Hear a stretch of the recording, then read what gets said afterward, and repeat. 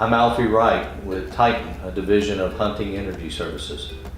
And I'm going to give an explanation on the ESUB. This is the ESUB assembly. The purpose of this is to identify the parts and pieces that's part of this assembly. We have our upper puck assembly with our electrical connection. We have our lower puck assembly.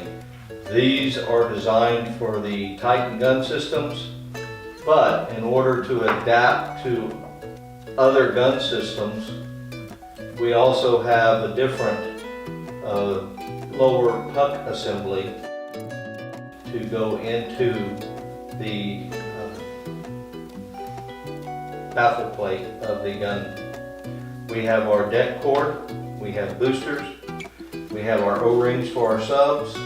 Some companies will either use snap rings or they will use O-rings to retain the charge assembly. And then we have our tandem sub. The tandem sub will be threaded on one end to allow the cartridge, and it will have a larger opening on the other end. On the cartridge itself, the cartridge again consists of the detonator, our electrical continuity through the cartridge, along with our addressable switch and our bulkhead.